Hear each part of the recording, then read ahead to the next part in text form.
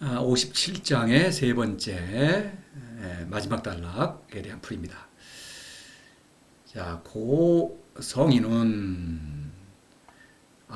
무이 민자화, 호정이 민자정, 그 다음에 이제 무사히 민자부, 무역이 민자바. 이게 이제 네 가지 단계, 네 개의 단계죠.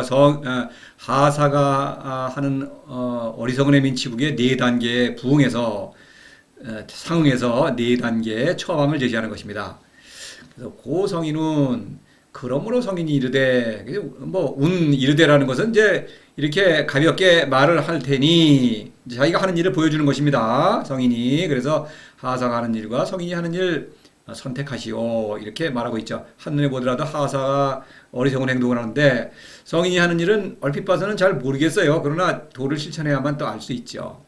하사가 어리석은 일을 하는 것도 그것도 도를 실천해야만 한눈에 알아볼 수가 꿰뚫어 볼 수가 있는 것이죠. 자, 그래서 여기 무이위, 그러니까 무이위, 호정 이렇게 말하는데 이제 뭔가 하는 일이 없는 것 같죠. 그다음에 무사, 무욕 그렇습니다. 근데 백성은 이제 자화, 뭔가 변화를 일으키고 바르게 되고 자신의 어떤 본 모습을 찾고 근데 부유하게 되고 통나무가 된다. 뭔가 변화를 일으키고 있다. 그래서 이것은 성인과 이제 백성이 무슨 엇박자를 이루고 있는 것처럼 느껴지는데 사실은 성인은 겉에서 보기에는 별 하는 일이 없는데 실제로 내적인 무의 운동을 일으킨다. 백성은 그걸 스스로 일으킨다라고 하는 것을 말하고 있는 것이죠. 안팎을 이루고 도의 안팎을 보여주겠다. 성인은 겉으로 보이는 어떤 그 모습을 이제 말하고 그러나 사실 내적 운동도 일으키고 있죠. 그거를 나의 겉으로 드러나는 모습을 말하고 성인이 백성이 스스로 일으키는 내적 운동을 말하는 것입니다. 이렇게 대비를 하는 거예요. 그래서 무이위 민자화 이걸 보면은 요것은 미명. 그 다음에 이제 호정이 민자정은 승명. 또 밑에 무사 무역은 이제 애민과 치국에 해당이 되는데 물론 미명, 승명, 애민, 치국이 따로 떨어져 있지는 않죠. 다 성인의 삶 자체죠. 그러나 그것을 어떤 국면에 따라서 이렇게 보는 것입니다. 그렇게 이제 어떤 처방의 단계죠. 그런 것으로 이거를 이제 대응을 하는 거예요. 자, 보시면 무의 민자화. 무의는 미명이다. 무슨 얘기냐면은 미명은 신적 자아의 깨달음이죠. 그러니까 천하백성이 지닌 그 신적 본성을 알아보고 있는 것입니다. 그러니까 건드리지 않는 거예요. 무의는 그 본성을 건드리면은 본성을 억압하고 그러면 안 되겠죠. 그러니까 그거를 놔둔다. 그걸 성장시키도록 그냥 도를 실천하기를 권유한다. 이런 얘기가 되는 거예요. 그래서 스스로 변화한다고 하는 것은 요게 19장 요 19장과 굉장히 긴밀하게 연관이 되어 있어요. 그래서 각 단계별로 19장을 인용합니다. 요 뒤에서도 요 19장도 있죠. 19장에 절성기지, 절인기의, 절교길이, 견소포박 이런 그 네 단계에 상응을 합니다. 저 멀리 있는 게 그래요. 보시면 이 절성기지라고 하는 거는 성과 지 이거는 스승이죠. 성이든 하사든 스승이 제자를 간섭하면 안 된다. 천하다기휘하고 같은 맥락이 그거 반대죠. 그런 기휘 관계가 되면 안 되는 것이죠. 그걸 버려야만 서로 제자와 백성이 서로를 꺼린다. 사사로움을 주고받는다. 참된 사랑은 건드리지 않는 것, 간섭하지 않는 것이다. 이것이죠. 그래야만 밀리백배, 백배라는 것은 도와 성인의 사랑이죠. 사람도 안전하고 도도 안전하죠. 그래서 무지무역을 말하는 것이죠. 그래서 거기에서 큰 이익을 얻는다. 바로 그 이익을 얻었기 때문에 스스로 변화한다. 사람을 변화시키는 것은 오직 도다. 이런 얘기입니다. 무의 운동으로 자신을 변화시킨다. 생명운동이죠. 이 17장에서 태상하지우지 제자는 스승이 있다는 것을 안다. 간섭하지 않는다. 스승은 스승의 하고 제자는 제자를 한다. 그래서 백성계위, 백성은 스승과 제자죠. 모두 말하기를 내가 아자연, 내가 스스로 한다. 이것입니다. 중요한 것은 무의. 성인은 성인의 일을 하고 백성은 백성의 일을 한다. 그러니까 백성이 생명운동을 일으킨다. 변화한다. 23장에서 덕자 동호덕 했을 때 바로 이 덕은 이성적 판단력에 근거한다. 사람은 이성적 판단력이 높다. 그래서 그 자신의 한계를 알 수 있고 한계를 뛰어넘어 무를 사랑할 수 있는 능력이 있다. 다시 말해서 무지무역 무의를 실천할 수 있다. 그 무지무역 무의는 초이성적인 활동이죠. 그래서 이런 이성적인 판단력에 근거해서 초이성적인 활동을 일으키는 것이다. 그게 사람의 본성이다 이런 얘기예요. 본성을 따라 변화한다. 바로 이것입니다. 도를 실천한다. 뭐 이런 얘기가 되겠습니다. 도는 이제 새로운 성인이 태어나서 도를 실천했다. 이런 얘기야. 실제로 변화시키는 것이죠. 이런 거예요. 호정이 민자정은 요거는 이제 승명을 가리킨다. 이 학문은 승명에 이제 대응하는 게 학문이죠. 학문은 규범적인 도. 이것은 사람을 이제 간섭하고 옥죄죠. 그러니까 시끄럽습니다. 여기서 19장에서 절임기의 인자가 이거 틀렸네요. 죄송합니다. 이거 어질 인자네요. 이거 양해 좀 해주시고요. 절임기의 인의라고 하는 건 사람을 간섭해서 본성을 엉두른다는 것이요. 그러니까 이래라 저래라 시끄러워요. 그래서 성인은 그런 걸 하지 않는다. 호정이다. 모든 것을 포용한다. 그대로 받아들인다. 그리고 신적 본성을 그냥 살리는 것이죠. 그냥 살릴 뿐이다. 사랑할 뿐이다. 그래서 이제 민복 효자가 뭡니까? 효자 이거 윤리적 그 덕목이 아닙니다. 이거 여러 번 말씀드리지만 이거 효는 도를 사랑하는 그 가장 높은 존재인 도를 공경하는 것이죠. 자는 도가 나를 사랑하듯이 천하백성을 넘치도록 사랑하는 것입니다. 효자. 신을 사랑하고 도는 위대한 신이죠. 신을 사랑하고 신적인 사랑을 실천하는 것.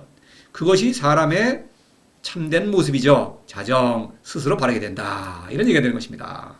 그래서 이 15장에서도 보면은 숭능, 타기, 정지석, 그래 타기라는 거는 뒤섞이는 것이죠. 천하백성과. 그런데 정지, 자신이 고요하죠. 내가 고요합니다. 그러니까 천하백성도 성인을 본받아서 고요하게 되고 고요함을 지키기 위해서는 도를 사랑해야만 하죠. 무지무역과 무의를 말하죠. 그러니까 무의, 정은 무의인데 여기서 반대로 이제 여기서는 무지무역과 무의, 여기서는 무의와 무지무역이죠. 청은 무지무역으로 도에서 오는 그 생명력, 그걸 청이죠. 그것이 사람의 참된 모습이다. 또 23장에서 뭐 여러 얘기가 있었습니다만은 희연자연 말이 필요 없다. 조용하다. 규범적인 도 이거 말을 이래라 저래라 시켜야겠죠. 말이 많아야겠죠. 이런 얘기죠. 본성을 따른다. 정선치 정이라는 글자 보겠습니다. 앞에 인용했죠. 정선치 스승이 본보기를 보여주니까 제자도 또 그 본보기에 따라서 사람의 올바른 모습을 찾는다. 자아를 회복했다. 뭐 이런 얘기입니다. 바르게 된다. 사람다운 사람이다. 또 인용했죠. 청정이 천하정도 바로 천하정 본보기를 따라서 청정 무지무역과 무의죠. 결국 사람은 무지무역과 무의를 실천하는 것이 사람다운 사람이다. 그것이 이런 얘기예요.